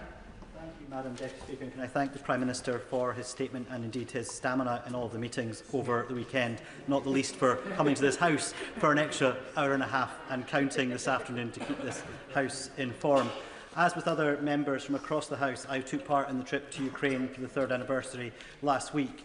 Does the Prime Minister agree with me that while the cross-party consensus on Ukraine is welcome, including from the SNP, does he agree with me that the SNP Scottish Government must take action to support businesses in Scotland to make sure that they can benefit from the increase in defence spending and is able to continue to contribute to the security of the United Kingdom and our allies in Ukraine? Prime Minister. Well, I agree with that principle. I do think that the increase in defence spending is a duty, but also an opportunity across the United Kingdom for good, well-paid, skilled jobs in many businesses. Richard Ford. Thank you, Madam Deputy Speaker. It was very welcome to hear the Prime Minister acknowledge the contribution of Canada to Ukraine's self-defence and its status as a vital ally for the UK. Last week, the Prime Minister was asked in the US by the press about President Trump's repeated calls for Canada to become a state within the US. The PM answered that he and Trump didn't address that issue, didn't address Canada. Yet, wasn't this meeting a good opportunity to remind President Trump about sovereignty, independence, including that of Canada? Yes, but it's a serious point. In the time we had available, I was most anxious to discuss the question of security guarantees, and that's why I devoted the vast amount of time I had there. But on the question of Canada, I think we should be absolutely clear. Canada is a vital ally to the United Kingdom, to the Commonwealth, and has played a leading part in relation to Ukraine, not least on the vital training that they have provided. And we should be very proud of what the Canadians have done. Stephen Sander. Madam Deputy Speaker, I'd like to put on record my thanks, indeed. I know the entire House thanks the Prime Minister for the leadership he has shown over the weekend, and in particular as well in his statement today talking about stepping up the pressure, the economic pressure on Russia. Now, as things stand, we know that Russia is circumventing the oil price cap. It's being sold above $60, around $190 billion flowing to Putin from his oil sales last year. And we in this country, in London, are in a unique position to enforce that cap because we know that the insurance that those tankers depend upon is written within London. So can I ask the Prime Minister to assure us that he will strengthen the oil price cap as much as possible, and may I request a meeting with the Minister to discuss how we can strengthen it in more detail? Prime Minister. Well, I thank him for his question. He's right. We do need to take further measures, and that's why we've taken specific sanctions against the shadow fleet and oil producers to tackle this very issue. David Reid. Thank you, Madam Deputy Speaker. And credit where credit is due, and I commend the Prime Minister for the leadership that he's shown over this past week. Many members across this House will understand the range of emotions that are felt before deploying on global operations. So would the Prime Minister please give a message to our brave men and women from across our armed forces that are mentally preparing to deploy to Ukraine? Prime Minister. The message would be thank you for everything you do, and we support you in everything that we do. Josh Dean. Thank you, Madam Deputy Speaker. And can I thank the Prime Minister for his leadership on what is the defining moral issue of our time. There is no end of support for the Ukrainian people in Hertford and Stortford, but it has been an incredibly difficult time for those Ukrainian families who have found safety in our community. Will the Prime Minister take this opportunity to directly reassure the Ukrainian community in my constituency of his commitment to work with international allies to end Russia's illegal invasion and bring a just and lasting peace to Ukraine? Minister. Yes, I will, and I know that the Ukrainian communities here in the United Kingdom are extremely anxious, particularly so in the last few days, and speaking myself to some of them, particularly those that have come from areas that are occupied by Russia, they're extremely concerned about the ongoing situation. Lisa Smart. Thank you very much, Madam Deputy Speaker. I very much agree with the Prime Minister's remarks about the steadfast support for Ukraine across the United Kingdom. And if my inbox over the weekend is anything to go by, my Hazel Grove constituents agree with me too. I also agreed with the comments from the Foreign Secretary last week about the need to move from freezing to seizing Russian assets, the principle, not just the interest. The Prime Minister remarked that this was a complicated issue, and anybody sensible would absolutely agree with him. What efforts is he taking with ministerial colleagues and others to simplify this issue so that we can strengthen the hand of our brave Ukrainian allies? Prime Minister. Well, we are doing what we can. I think it's not just something within the UK. Frankly, it's something that came up yesterday in the discussions. If there is any possibility of going further, and I don't know whether there is, then it's going to have to be done with other countries at the same time. I don't want to get ahead of myself because it may simply be too complicated and too risky, but certainly there's an appetite now to look more closely at the possibilities of looking at these assets. John Slinger. Thank you, Madam Deputy Speaker. At the weekend, a Ukrainian constituent said to me, "As the bombs fell on my city last night, one thing remains unchanged. No one here wants a peace built on surrender or at the cost of dignity. So to those who stand with us, not just in words but in truth, thank you." Does the Prime Minister agree that strong diplomacy, such as his, that encourages friends to defend our values, Ukraine and the international rules-based system, is in the permanent interest of the UK, Europe, the United States and the wider world, and that it honours our Ukrainian friends who have sacrificed so much? Minister. Well, I thank him for his question. I agree with everything that he says, and those are the principles and the values that we most hope to have uppermost in our mind as we take our decisions. Mark Pritchard. Speaker, can I commend the Prime Minister for his ongoing support for Ukraine, and indeed the Defence Secretary and the Foreign Secretary, and indeed the leadership the Prime Minister has shown over the last few days. He also mentions about not having the false choice of choosing between our allies, the United States and Europe, and I completely agree with him on that. So does he agree with me that there is an opportunity, a historic opportunity, for his government, hopefully supported by this side of the House, and this country to be a diplomatic, political and defence bridge between the United States and Europe? Prime Minister. Yes, I do think there's that opportunity, and that is why we will not make that choice between one side or the other of the Atlantic, because that is against our history and country and my party and actually cross-party. And the best way to secure defence and security of Europe is to ensure that we are working both with our European allies and the US in our special relationship. Noah Law. Madam Deputy Speaker, and I declare an interest as a member of the International Development Committee, which of course brings me with a heavy heart to hear the news of the cuts to overseas development assistance to fund a rise in defence spending. And whilst it brings me with that heavy heart, I wholeheartedly agree with the Prime Minister's decision and ask, does he agree with me that international development and security are two sides of the same coin, and that we cannot have economic development in Europe and the wider world without a safe and secure Ukraine? Prime Minister. Well, I do agree, and that's why I remain committed to international development, why I want to get back to a position where we can increase international development, but also why I want to work across the House to see what else we can do in the immediate and near term to pull other levers in relation to development. Chris Law. Thank you, Madam Deputy Speaker. May I thank the Prime Minister for being consistent in his message to his allies that any future negotiated peace must include Europe and Ukraine, that must be sustainable and it must protect the territory and sovereignty of Ukraine. However, in order to achieve that lasting peace, it's going to require engagement with civic society engaged in peace building, atrocity prevention and long-term conflict prevention initiatives, all of which are currently funded by a foreign aid budget. So how does the Prime Minister hope to achieve those objectives when you've just followed the Trump playbook and announced a plan to cut overseas aid spending by 40%? Prime Minister. I don't accept that characterisation. I do think it's important.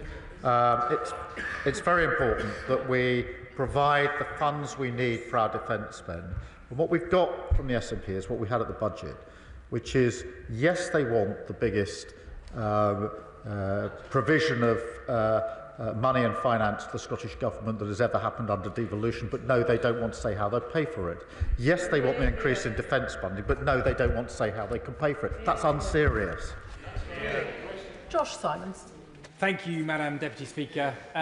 In recent months, the party opposite, who apparently lack the stamina that the Prime Minister displayed over the weekend, have confidently and repeatedly pronounced to the Prime Minister what the United States President will and won't do, all of which has turned out to be bluff and bluster.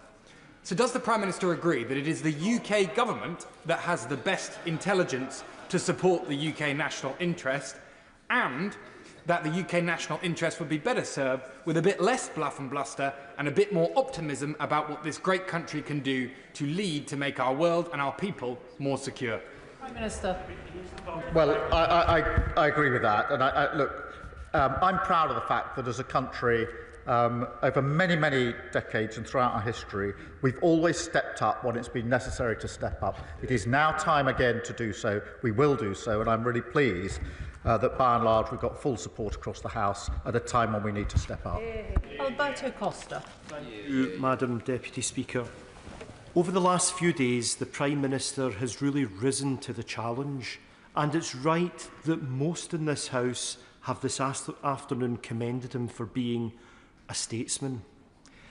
In his statement, he said that the lasting peace must guarantee the sovereignty and security of Ukraine. Is this the Ukraine of pre-2014? Is it the Ukraine of pre-2022?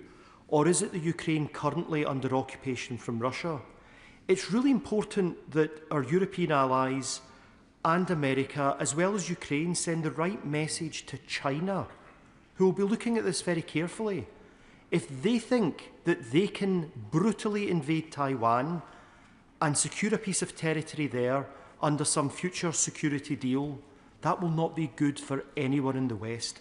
Will the Prime Minister bear that in mind? Prime Minister. Well, he makes a very good point in relation to those around the world that will be looking in and observing the way in which we deal with Russia and deal with the risks from Russia. But it only underlines that any discussion about Ukraine must be done with Ukraine at the table, not by others. Dave Robertson. Thank you, Madam Deputy Speaker. It's clear that Russian aggression is making our continent less safe. And I think what we've seen in the last week is this House, largely, but this government particularly, and absolutely this Prime Minister rising to that challenge. Can I ask my right honourable friend what steps he's going to take to ensure that our European allies also rise to that challenge and commit to spending 2.5% of their GDPs on defence? Prime Minister. We're working together to do what we can to ensure that all of our colleagues rise to this particular challenge. That is to do with capability, spending and coordination, and that's amongst the things we've been discussing quite intensively over this weekend. Luke Evans. The difference between decent and deceit may only be one letter, but it's the gap. The gap defines a man's character. And after what we saw on Friday, whatever the context of that meeting, when the Prime Minister next speaks to President Trump, will he remind him of this and make sure that decency is at the centre of any of those negotiations? Prime Minister. My absolute focus, I mean, look, nobody wanted to see what we saw on Friday. I don't think there's any dissent to that. But it is important that we pragmatically work forward to what matters most, which is lasting peace in Europe. And that is what conditions the approach that I've taken to this throughout the last few days. Andrew Lewin. Madam Deputy Speaker, I want to thank the Prime Minister for his leadership and particularly the difficult but decisive decision to have that immediate increase in defence spending. But he said earlier from the dispatch box that the tough choices were not done, and he's absolutely right. And with a view to the future, I wonder if he's able to say a little bit more about this idea of a rearmament bank, and whether, whilst I appreciate this is only at conceptual stage, it's something that we could do together with our European allies, but also our friends in the Commonwealth as well. Minister. Look, I do think we should look at all options, and I think this is one of the options that should be taken very seriously, and that is what we're doing. It is important. Ben Maguire. Thank you, Madam Deputy Speaker. I commend the Prime Minister's efforts to galvanise Europe and make it clear Ukraine's security is Europe's security. Given President Trump's reluctance to support Ukraine, isn't it time the government brings forward emergency legislation to seize Russian assets, which can directly support the defence of Ukraine and its people? Minister. I think he's heard my answer on this. We are looking at what can be done, but it's complicated and it's got to be done if it's to be done with others. James Naish. Thank you, Madam Deputy Speaker. I spoke to dozens of people on the doorstep over the weekend who welcomed the significant steps that the Prime Minister has taken to protect Europe's borders and genuinely value his leadership on this extremely important matter. So I thank him on my constituents' behalf. The Prime Minister will be aware that over the past week, Russia has launched over 1,000 attack drones, nearly 1,300 aerial bombs and more than 20 missiles at Ukraine. Population centres continue to be targeted with the aim of killing Ukrainian civilians. Would he agree that strengthening Ukrainian air defences is pivotal, and welcome Lithuania's announcement last week that it will soon hand over RBS-70 short-range air defence systems to Ukraine? Prime Minister. Well, he makes a good point, and we should not lose sight of the fact that whilst we're discussing security guarantees and the like, Russia has been unrelenting in its attack on civilians, ramping it up whilst we talk of how to resolve this issue. And of course, we should do everything we can to assist them with their air defences. Dr. Kieran Mullen. Madam Deputy Speaker, the Prime Minister will know that one of the challenges is American voices that suggest their focus should be on China and not Europe. I think a victory for Russia would also be a victory for China. But at a time when we're asking America to focus on our strategic interests, we should be willing to demonstrate our commitment to theirs. So in that regard, could he reconfirm his commitment to AUKUS and update the House on progress in that regard? Prime Minister. Well, let me recommit to AUKUS and our strong support for AUKUS, and the point he makes is absolutely right, that China is watching very carefully what is happening in Russia, and we should always bear that in mind. Mark Sewards. Thank you, Madam Deputy Speaker. It's clear that through his actions over the last few days, and indeed the questions that have been asked across the House today, that the Prime Minister has restored Britain's place on the world stage. As a patriot, I thank him for that. It's also clear just how hard he's working to ensure that there is a sustainable and lasting peace in Ukraine. Now, I still find myself speaking to individuals, and I believe they are a minority, who question why we are still sending money to Ukraine. Why isn't this money being spent on Britain? Please can the Prime Minister say what he would tell them, why it's in Britain's direct national interest to ensure Ukraine wins this peace from a position of strength? Prime Minister. Well, he makes a very good point. It is in our national interest because insecurity and conflict in Europe always washes up on our shore. It has already done that. The cost of living crisis is far worse because of the conflict in Ukraine. Oil prices, energy prices have gone through the roof in the last few years because of the conflict in Ukraine. Working people in Britain are already paying the price, and there'll be an even bigger price if we do not have a sustained and lasting peace in Ukraine. This is about Ukraine's sovereignty, of course it is, but it is also about the safety and security of Europe and the safety and security of our country. That's why it's in our national interest for us to take the steps that we're taking. Neil Shastri-Hurst. Thank you very much, Madam Deputy Speaker, and may I join others in commending the Prime Minister for his diplomatic leadership over the last few days.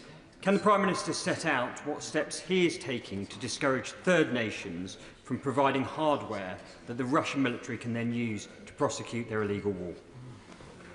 Prime Minister. He makes a very good point, and we're doing everything we can and bearing down on those third parties that are providing support in whatever form to Russia, and will continue to do so. Clive Jones. Madam Deputy Speaker, I commend the Prime Minister's efforts in making sure that Europe continues to support the defence of Ukraine. The United States, however, have changed the conversation on Ukraine by appearing to put Russia first. The United States Defence Secretary now claims Russia is not a significant cybersecurity threat to the US anymore. Elon Musk is publicly calling for the US to leave NATO, and the US Vice President is an effective mouthpiece for Vladimir Putin in the Oval Office. Considering all of this, does the Prime Minister think that ourselves and our European and our Commonwealth allies can keep President Trump on board until a fair settlement for all of the people of Ukraine is achieved? I've had extensive discussions with President Trump, and I believe him to be completely sincere in his desire for lasting peace in Ukraine. He's sincere about that, he's right about that, and that's why we will work with him to do everything we can to bring about that lasting peace. Bradley Thomas. Thank you, Madam Deputy Speaker. I too would like to commend the Prime Minister for his international leadership in promoting a long-lasting and durable peace in Ukraine. I'm pleased that the Prime Minister has reconfirmed the government's commitment to ensuring that sanctions on Russia are not lifted in the event of a ceasefire. But all of us know that there's a vehement determination on the part of Putin to protect his regime and Russian interests. In light of that, does the Prime Minister agree with me that it's critical that the government takes every action it can with international partners to ensure that Russia cannot circumvent international sanctions via its shadow fleet? Prime Minister. Well, he's absolutely right about that, because, and that's why we need to bear down on the shadow fleet. We are doing that through sanctions, and we're working with other countries to ensure that they do the same, because it's a vital part of the work that we need to do. Jeremy Corbyn. Thank you, Madam Deputy Speaker. I'd like to ask the Prime Minister this. We all want to see an end to this ghastly conflict in Ukraine. We all want to see an end to the loss of so much innocent civilian life, as well as, of course, the deaths of soldiers of all sides. Can I take him back to the answer he gave to the member for Leeds East earlier? Under what circumstances does he envisage British troops being deployed in Ukraine? In what circumstances does he envisage them taking part in fighting activity against a belligerent? And will he guarantee that any such decision will come to the House before any such decision is taken? Well, I thank him for his question. There's one person that doesn't want lasting peace in Ukraine, and that's Putin. And that we have to hold centrally in mind. And that is why we need security guarantees in place, because Putin's ambitions show that if there is a deal, he won't keep it unless the security guarantees in place. So the guarantees are the guarantees, not of conflict, but of peace, which is, I think, what everybody in this House wants, including the Right Honourable Member. Of course, it's right that this House should have details and discussion of any security guarantees and the right to express its view, and I'll ensure that that happens. Nick Timothy. Thank you, Madam Deputy Speaker. Earlier, the Prime Minister said Russia is a menace in our waters and in our skies, and this is obviously correct. Can he tell us which individual minister has overall responsibility for the security of our offshore infrastructure, such as wind farms in the North Sea? And given the vital importance of military tech and hardware, will he join me in condemning the idiotic divestment campaigns that seek to undermine our domestic defence manufacturing industries? Prime Minister.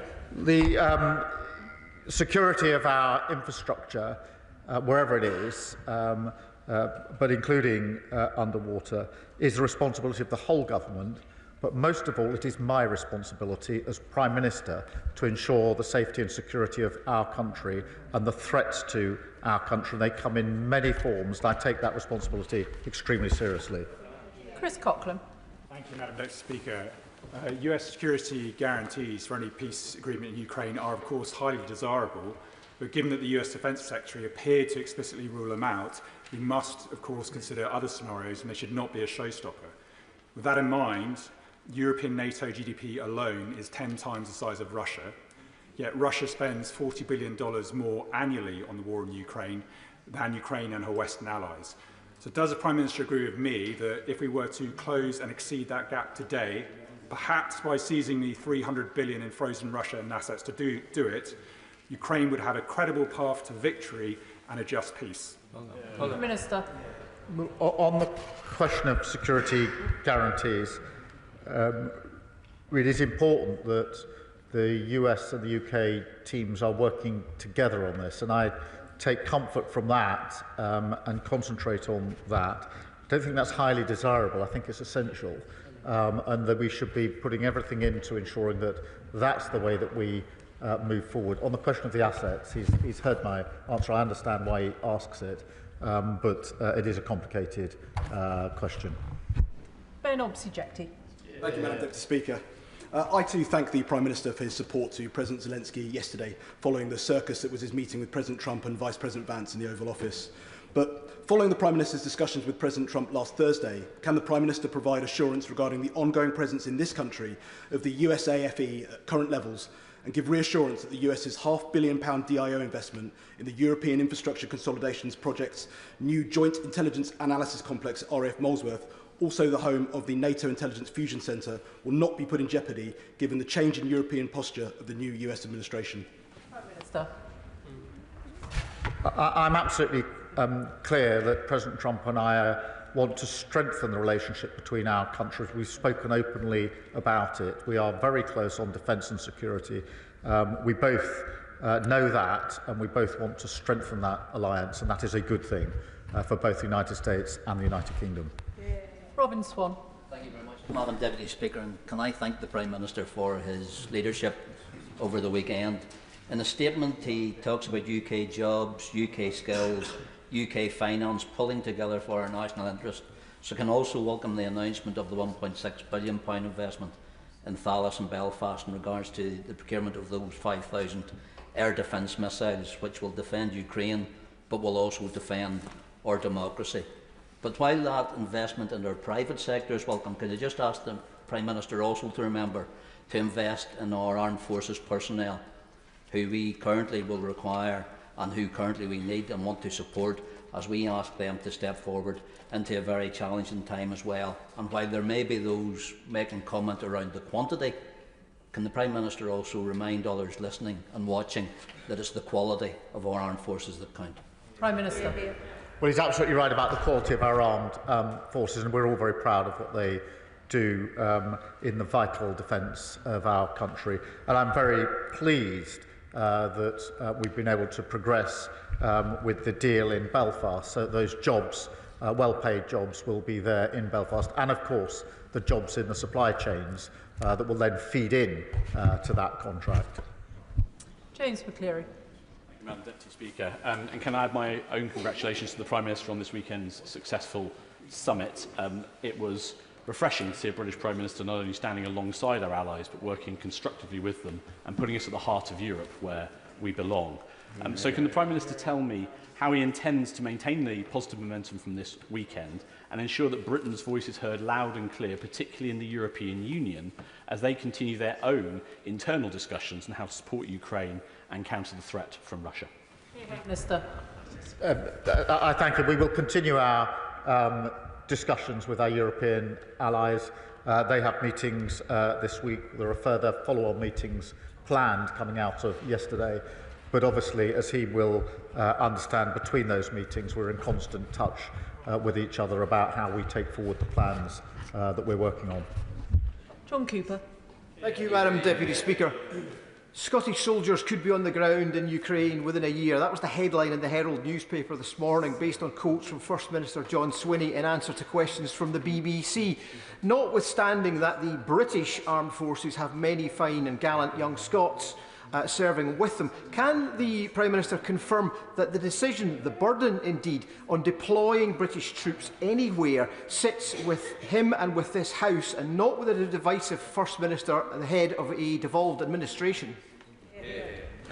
Prime Minister. Yes, and a good thing too, because I think the First Minister confirmed his view that we should weaken our defences by getting rid of the nuclear deterrent. What a good thing it is that the security and safety and defence of the whole of the United Kingdom rests with this government here. Callum Miller. Thank you, Madam Deputy Speaker. May I thank the Prime Minister for his statement and for his leadership. He will have heard the support of the Liberal Democrats and many across the House for his leadership in Europe and for correctly identifying Russia as the threat in this scenario. So I wonder if he shares my concern, having referred earlier to the Russian cyber threats to the NHS, amongst other things, that overnight US Defence Secretary Hesketh has announced the stepping back of US counter-cyber measures against Russia.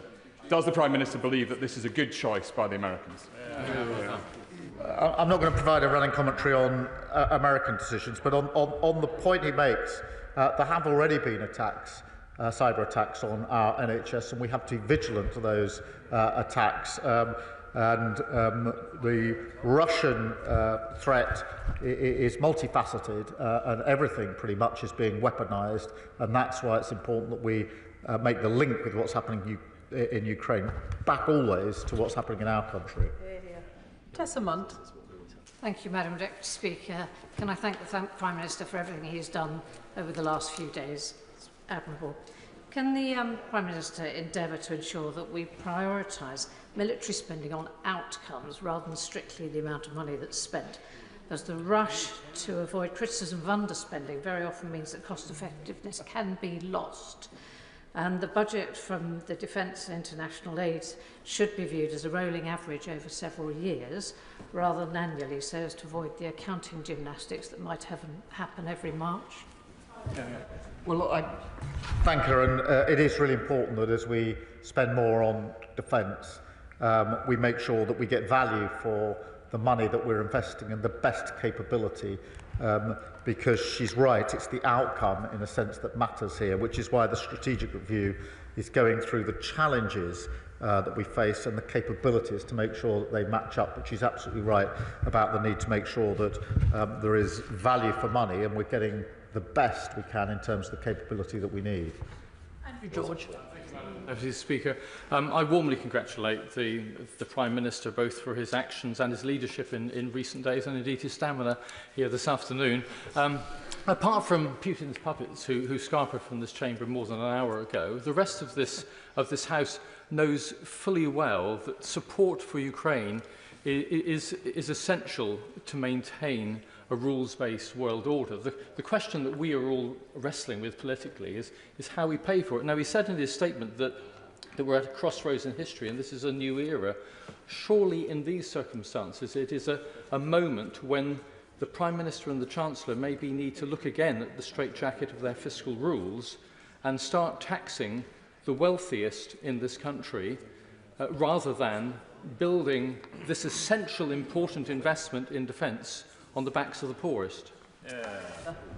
Well, I thank him for his question. I do think it's really important that we are able to fully fund the increase in defence spending. We're able to explain where the money is coming from straight away. We need certainty and security in our economy, and we shouldn't lose sight of the fact that if we lose security in our economy, all of our budgets will be affected by that, and we will all be a lot poorer for it, which is why we've taken the approach that we have.